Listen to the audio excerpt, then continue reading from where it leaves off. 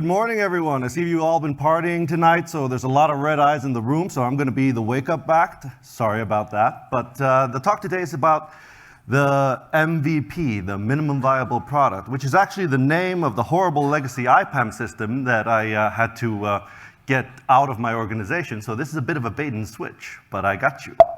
So, boop.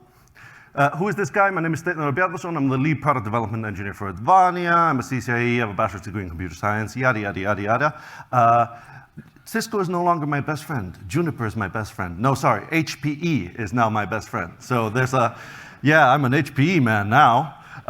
The agenda today, we're gonna go through, like I said, a quick intro. We're gonna go over this legacy system that we had to get rid of, how we onboarded Netbox, how we got value out of it, and some shenanigans along the way. Nothing too serious is going to happen in the next 40 minutes. So if you're going to answer email, I would answer email right now. But the presentation will take the form of the Ferengi rules of automation. So we are in for a real treat today. And as they always say, free tools are seldom cheap. So let's see what we got. So our story begins. It's 2018. I'm a fresh CCIE. The world looks beautiful. Cisco's the be-all, end-all, and NatConf is coming along. Everything's going to be great.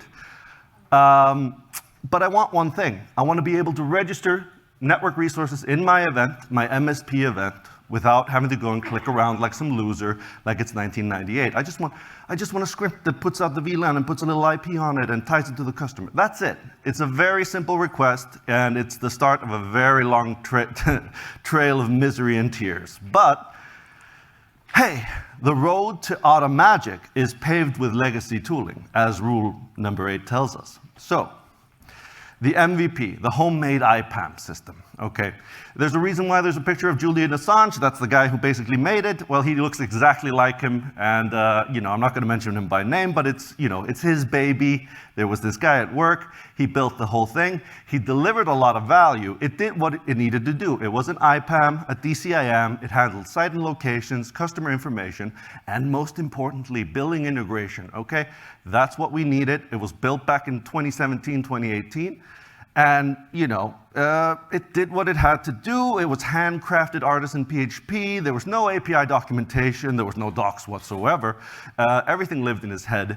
And as soon as he left the company, well, it's time to make baby go away. So the worst part though was the pagination in the front end. Like he sent the entire database every time you just open up the thing. So you'd get like 600 megs of just, hey, here's everything we have. And then you paginate through in JavaScript. And I'm like, this is CS 101.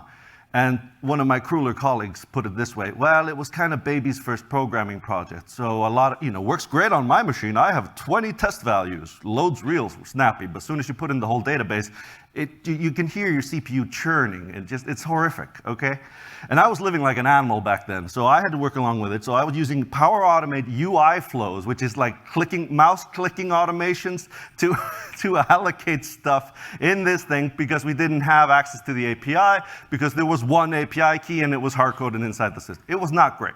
It was not great. So that was me in 2018. God, I love these AI-generated images, man. They do half the work of these slide decks for me. But I was sitting in the data center, eating the hot dog, using UI flows, which broke every 5 days. As soon as something happened, or the browser update or something, it was terrible. So I just wanted to automate. I just wanted to build stuff, okay? This was really inefficient, some of this stuff. So rule number 1, never automate what you don't understand. Thanks, Quark. The MSP setup. It's relatively simple. If you haven't worked for an MSP, it's basically very simple. You have customers. You register and allocate resources on these customers. You monitor those resources in exchange for money. And then you deallocate or you upgrade those resources, and around she goes.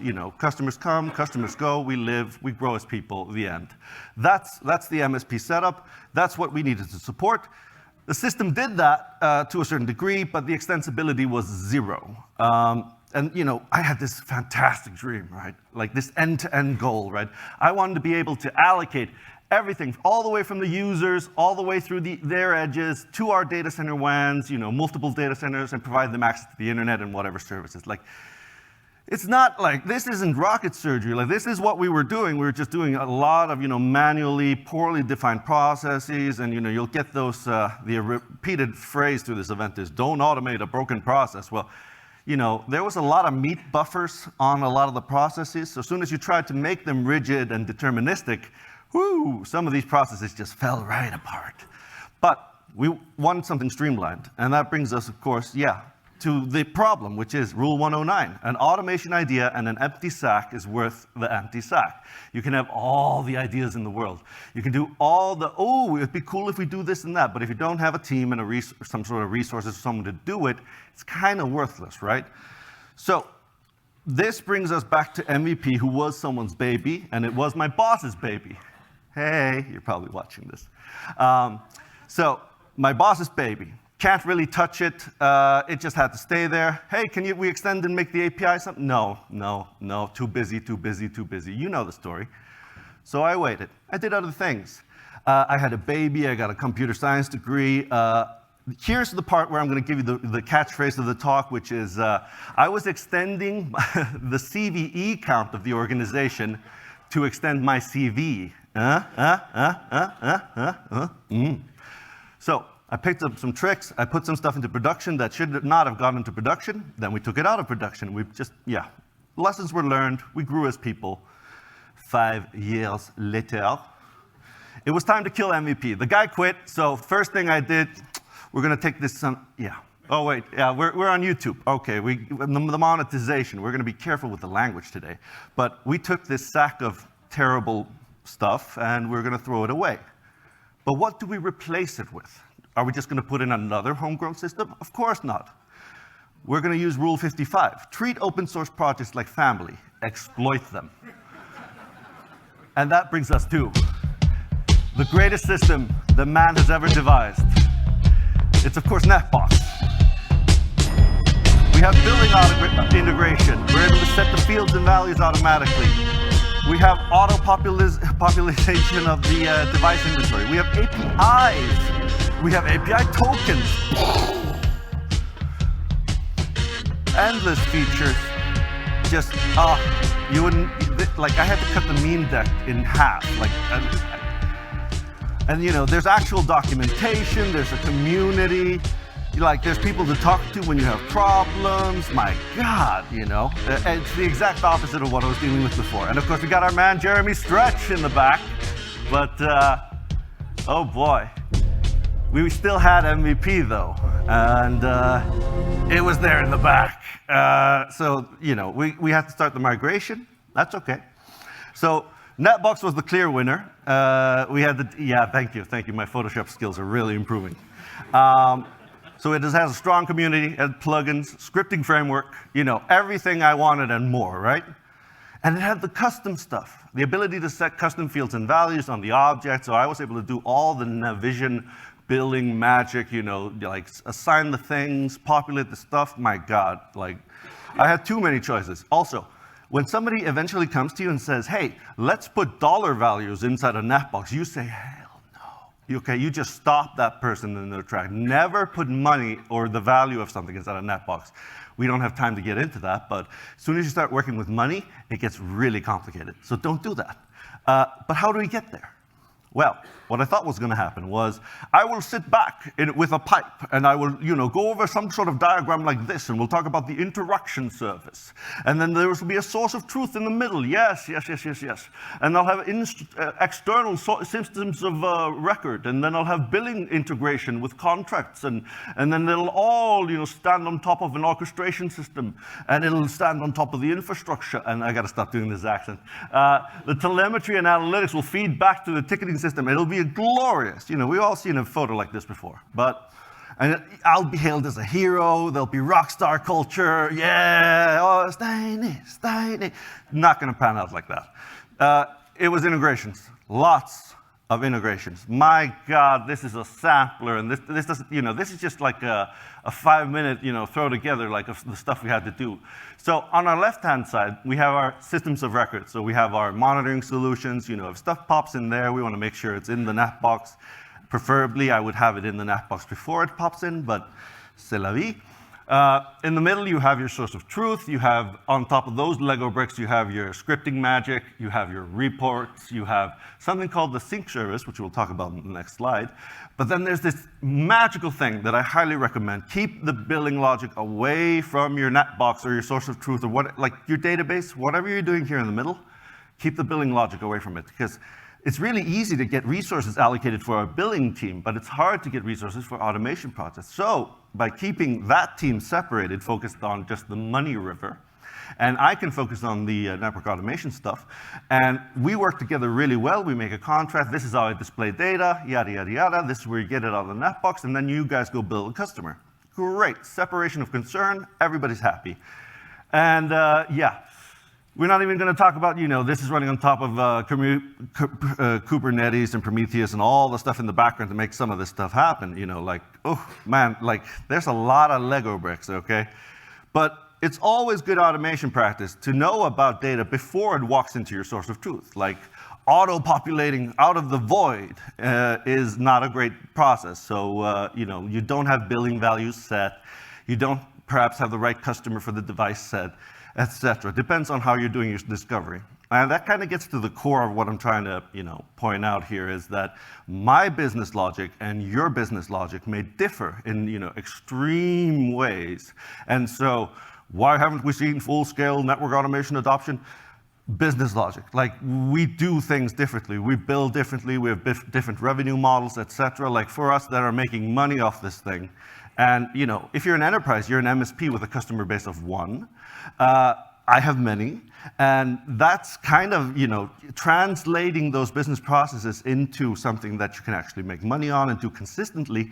It's really, really hard, and there's a lot of buffer that meat bags. Having people in the process has created not bad processes. The processes made money and created shareholder value, but yeah, it's hard. It's hard stuff, but system of record stuff.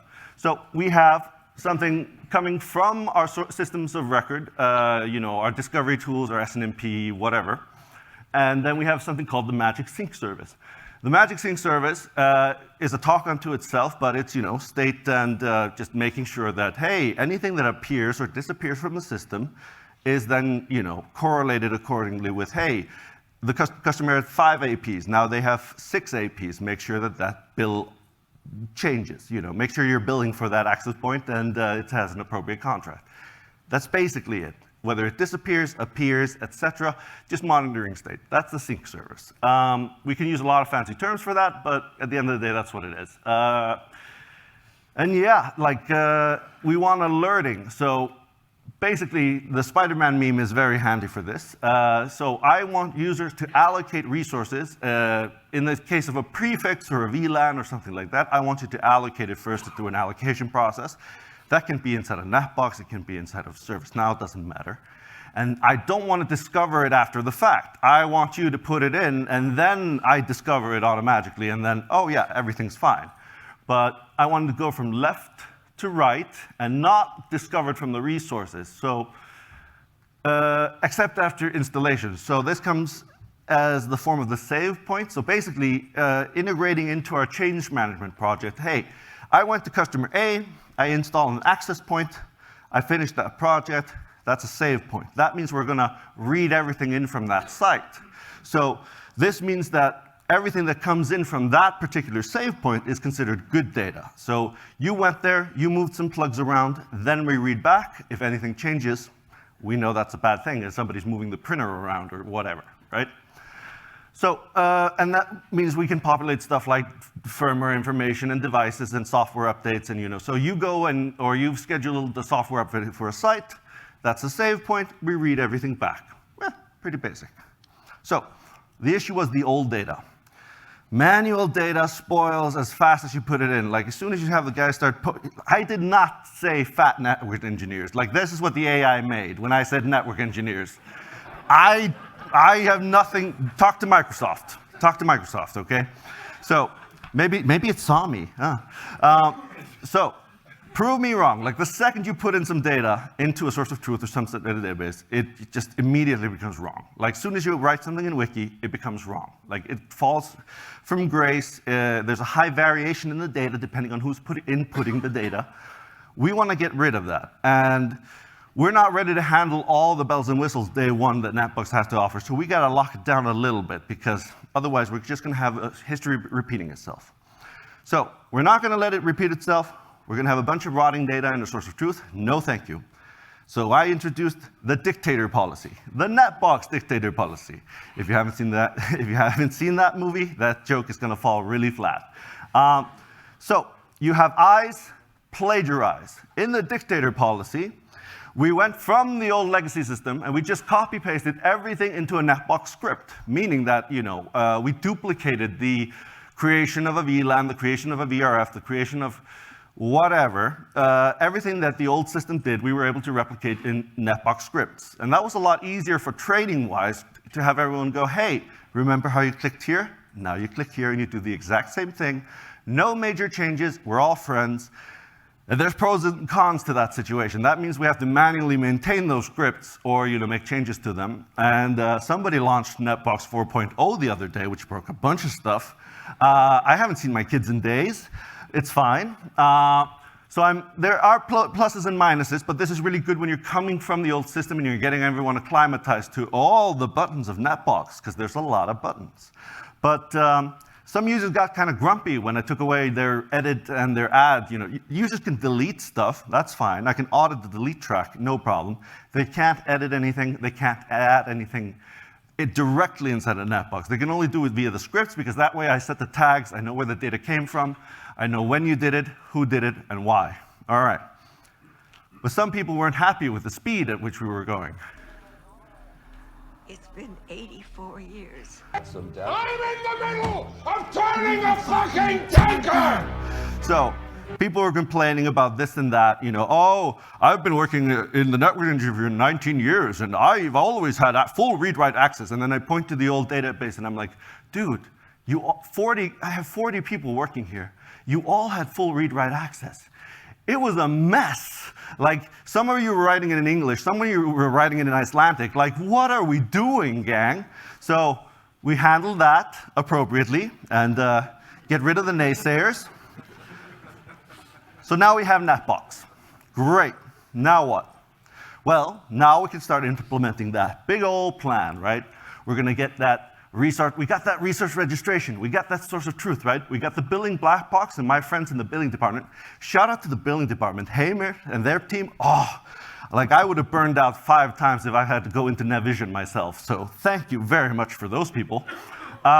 We have our Ansible Tower and AWX, or whatever. Or, we actually have a couple of things running there in the middle. The main thing is we have data we can trust.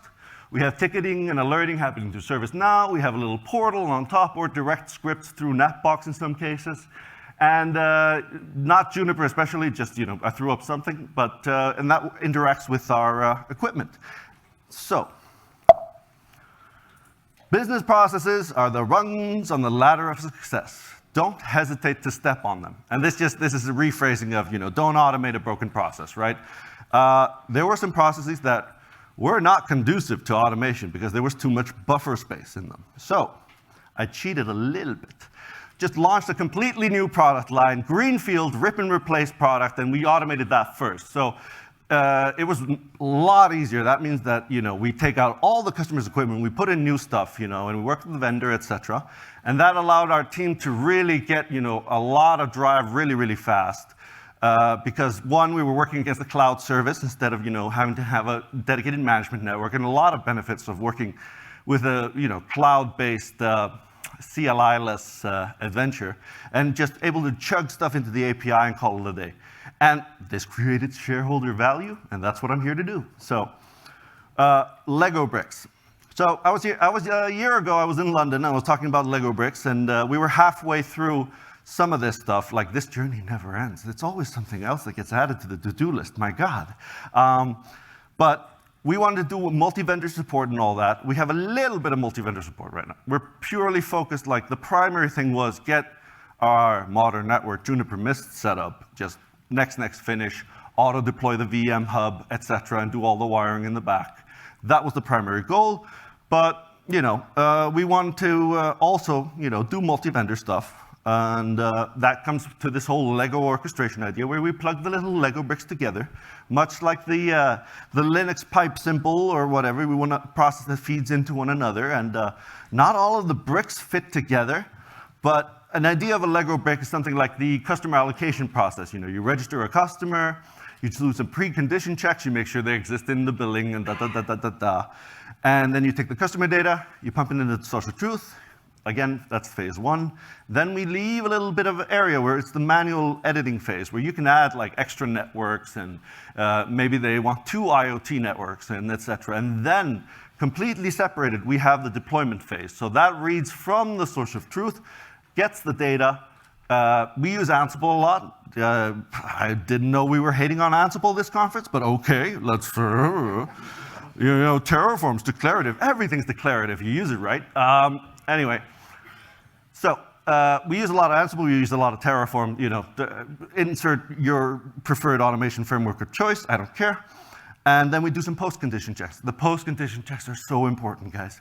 Like making sure that you actually got the actual data, or you didn't hit, like getting a 404 error or whatever on a REST API call, that's easy, but making sure that you actually allocated the stuff you expected, especially when the vendor changes some behavior, post-condition checks are really good, okay?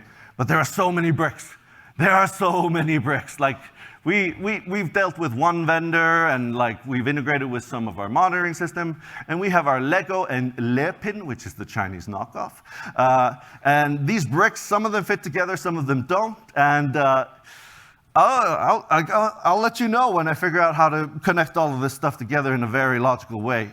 If you know that, I have a job for you. But it still hurts to step on the Lego bricks. Like, you can have all the Lego bricks you want, they still really, really hurt when they break and when you step on them with your big feet. So there's pluses and minuses to everything. But lessons learned through this entire process. They can touch your dev, but they can never touch your prod.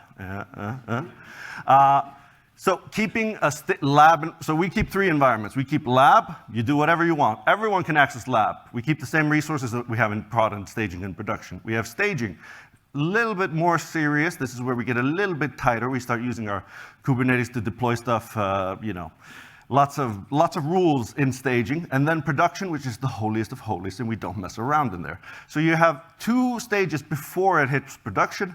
It's really handy when you're doing upgrades, and that means that everyone, the network engineers, anyone, like the cleaning lady or cleaning man can come and, hey, can I work on your lab? Here you go, buddy. Please, enjoy. The passwords are over there. Lab is for everyone. Staging, a little bit, more serious stuff. So maintaining those 3 has been absolutely worth it throughout this process. But one of the things that we really learned was never let anyone type anything, ever. Like, if there's a way to fat finger it, someone will fat finger it. That's just what's going to happen. So we had site IDs, which are 10 characters long. I think everyone can type in 10 characters. But middle of the night, there's an outage, right? Let's not make things more difficult than they have to be. Give them drop-downs with filters every single time. So we end up with this. This was one of those things that we cooked up in a weekend, but we hadn't actually really, really liked. This is one of the examples of it. So whenever something happens in Netbox, a resources site gets added or removed, kicks off a webhook, that runs a job in AWX, that runs a job to get the tenants from Netbox, and then updates itself AWX, running its own job. So that means that the tenant list gets updated. It's starting to sound like a Rube Goldberg machine, but it works, and you have automatic updates of the drop-downs inside of AWX. Hey, business value, right?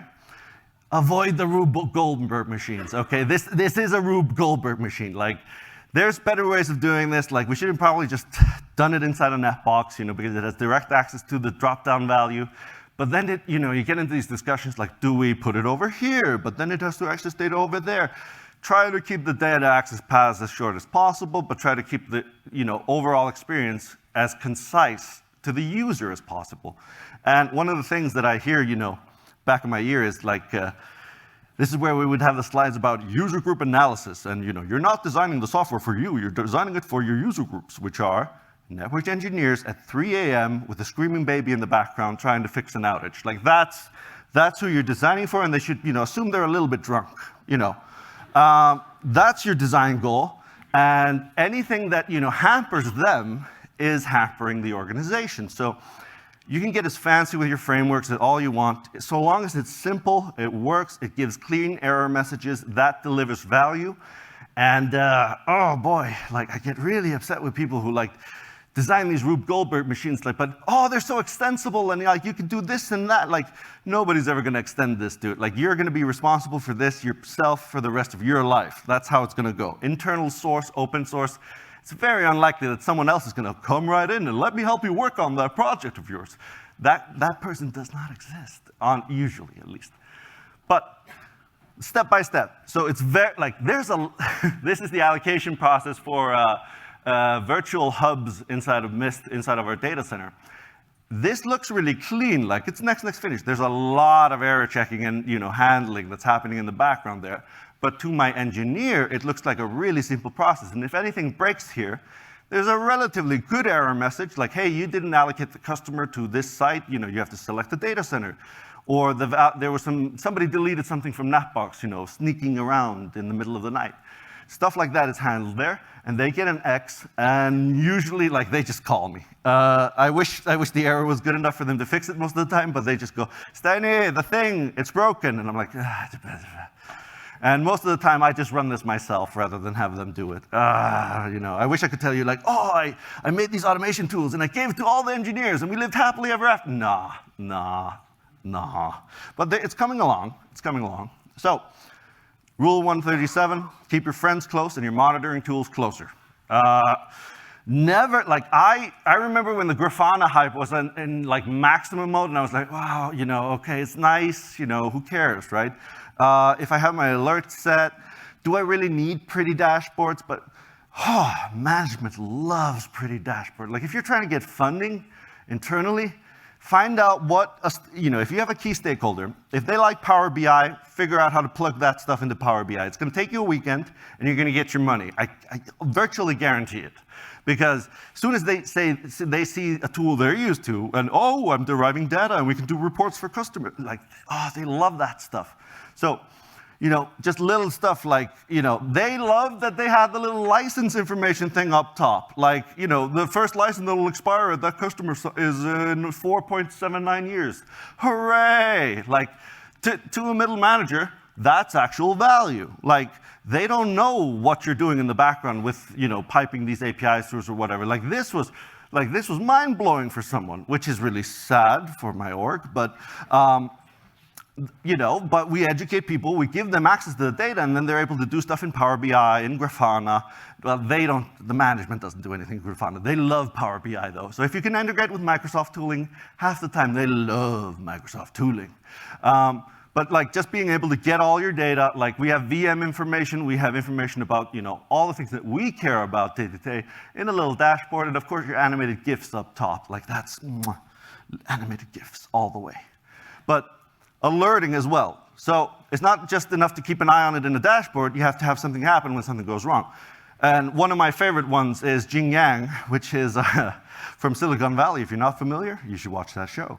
But Jing Yang keeps an eye on my Netbox. So whenever somebody does a manual override or allocates something without setting the correct tags, I get an alert inside of a main channel. So please investigate the prefix, find out if it should be part of a prefix roller collection, because there are some legacy systems, old Oracle databases, deep within our org, that we handle for customers. And they have special prefix ranges that were never, formally written down anywhere. It's just, they register to /24. But these 4 addresses over here are very important because blah, blah, blah. Stuff gets lost to the sands of time. Stuff happens when you merge a bunch of companies together. We have a rich, long history. By the way, I'm here representing myself, not my employer. Hi, HR. They're going to come after me at some point. But the monitoring event, what do we monitor? I had this conversation a year ago. And in my mind, it's the money flow or the money ripper. You go, where does the customer's money come in? Where's your pocket? Let's trace that line where the money flows through and every place it stops. So bandwidth, resource registration. If you don't know where to begin, you start with the money flow. You figure out where the money comes in, you follow it step by step through your organization. It doesn't matter which one, like if the bargain AP or whatever it is you're selling or how you make money. This applies to enterprises as well. Like, where does the money come in? Where does it go? And how can I trace it every single step? That's the stuff that you have to start monitoring. Like, whew, we had a bad one in staging the other day. So we take a copy of the bandwidth flow. This is a real story. So we get bandwidth information from all the public-facing IPs, and that's how we charge downloads. Like, we know which customer has which IP. We do some ISP stuff. We bill based on the net flow data. Great. We're monitoring all the devices. Everything, everything is up. But somebody messes with an access list, and all of a sudden, our normal net flow data becomes 0.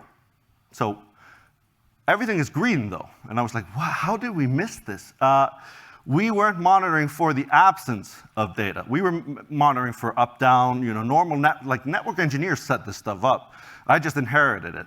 So we had, if a device even, has latency or bandwidth issues, no problem, somebody's on it. But the fact that data was missing in a ladder system or deep inside of the money river, nobody noticed for like a day. And then because we had one of these graphs up, there was this fall off. And nobody expected like this to happen. And there's a lot of these cases like, hey, if so long as you follow that money river, we found a bunch of stuff like this, and now we're monitoring a lot of things that we weren't monitoring before because we followed the money river. And that's really good for you and good for your pockets. So, hey, shareholder value. Now, that's kind of it. We went really, really fast because they were really worried because these were 10,000 slides that we'd go over. But in conclusion, man, I could go up on stage and go like, oh, I've been terrible, and oh, this and that, and oh, I didn't format my code properly. Like, no, I've been delivering shareholder value. That's what matters at the end of the day. Did the company make money? Yes, they did. Did we save hours? Yes, we did. That's your goal stick. Like, if you're able to cut down some hours, my God, that is fantastic. Nothing lasts forever. There's no such thing as the ultimate automation, this or that. Like, you can make the best decision you can at this particular time with your set of information and the people you work with.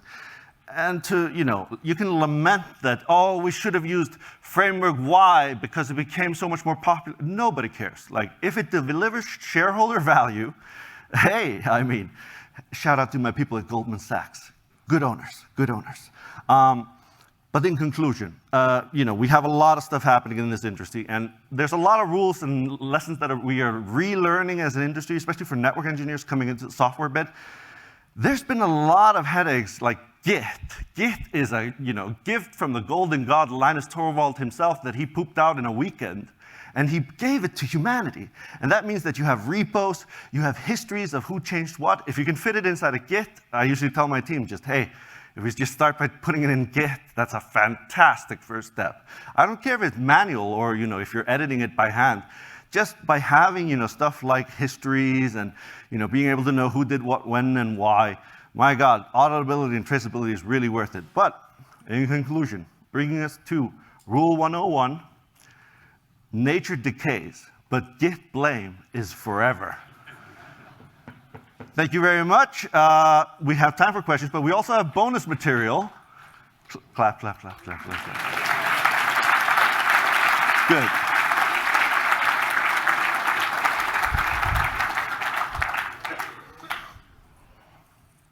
You can ask for questions now. I will ask for questions now. Or I can talk to myself, which I prefer. Why don't you ask some questions? We have a guy over there.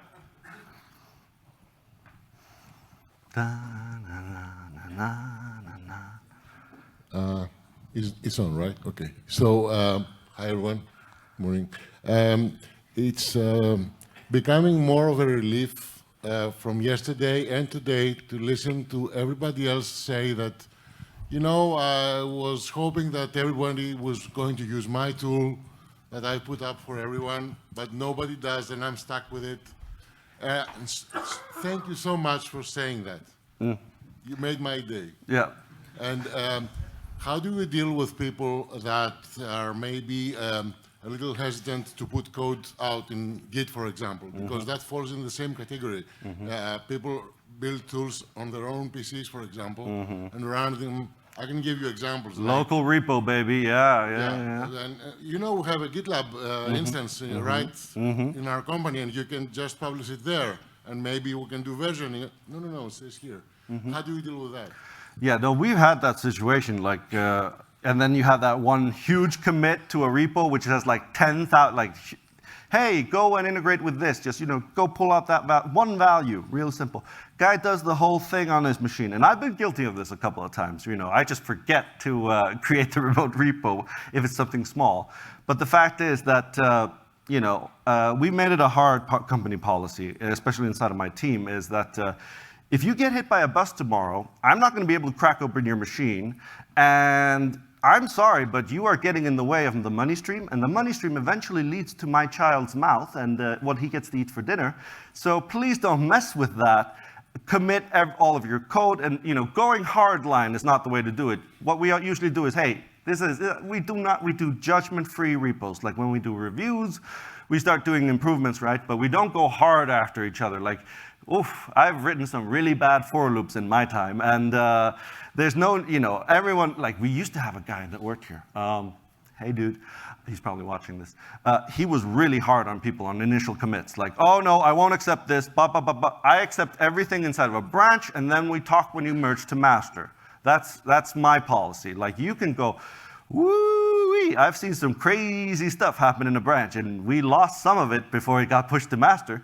But the fact that they're learning and growing, and usually this happens to more, junior members of the team. And at the end of the day, it has to be a conducive work environment. The Aladdin head chopping policy doesn't really scale. Replacing people is hard, so we're gonna have to work with everyone. But to answer your question mainly, I don't have a magic solution for that. I usually just try to keep my team really close, make sure that I see regular commits. Again, we have a dashboard for that usually circles on like how long it's been since you committed something. That was one way to put a little bit of pressure on some people. It worked on some, not so well on others, because then they started overcommitting, which I didn't think was possible, but like every single comment, oh my God, that was a lot of reviews. But yeah, so I hope I answered some of your question.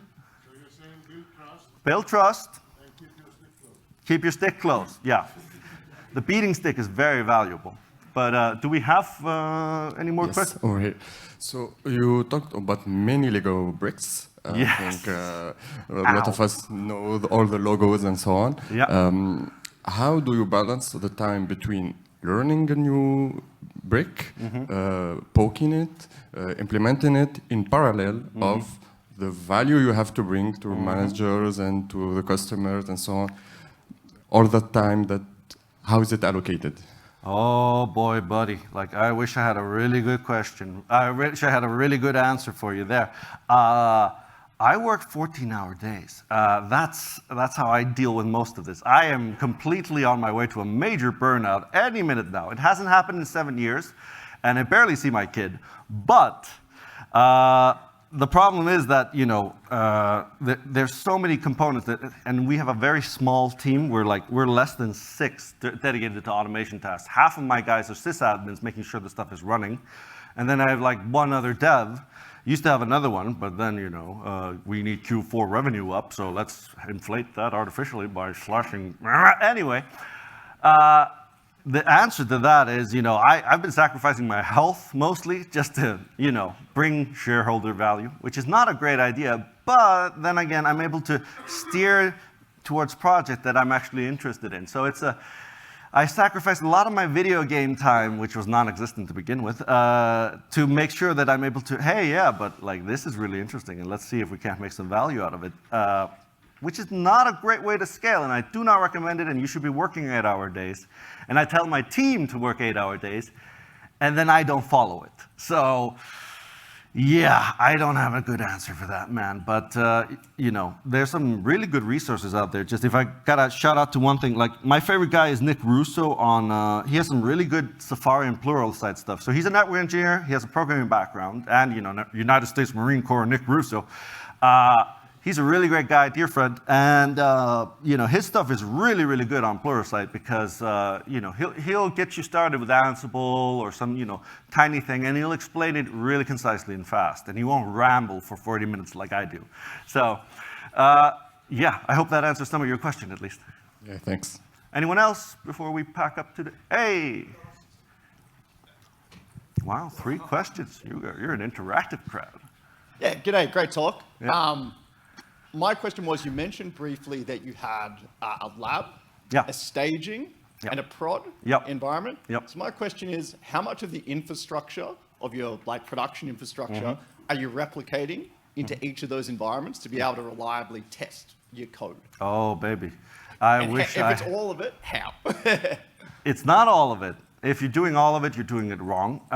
We have an MPLS core, for example. We run a very small component of the critical edge and the core, and we've had surprisingly, we've had 100% success rate testing just on that. Mostly that's involved with making sure that Ansible playbooks or, you know, Terraform stuff or whatever is actually working, and then we just scale it out because we have a very uniform core. We've been very lucky so far. We just transitioned to Juniper Apstra. Shill. So we moved our entire core, our edge, our service provider edge is Cisco. So hello hackers, now you know. But the nice thing about Apstra is the fact that we can, you know, have a small virtual subset of that, and then we have a small virtual subset, like 3 devices and then 5 devices. That replicates most of the functionality of our entire core. So we have like 1 or 2 or 3 test customers that are just built to be test customers. And we actually, I've been trying to push this internally. I haven't gotten the okay yet, but what I really want is a test customer to be inside of production. So the first thing that whenever we roll out, we finish up in lab, we go to staging, but then before anything has actually run on, we've never had a disaster yet, so it's been hard to get the budget for it. But what I really wanted was 3 virtual customers to be inside of production, and then we would always execute on those first. But you know, that would complicate billing logic and blah, blah, blah, blah, blah. But I hope that answers some of your question. I do not have a 100% replication, and don't try it. Unless you're doing Nokia stuff. They got the containers. Oh, that's really cool. Good for them. Good for them. We're doing great. Thank you very much. Thank you, Steinn.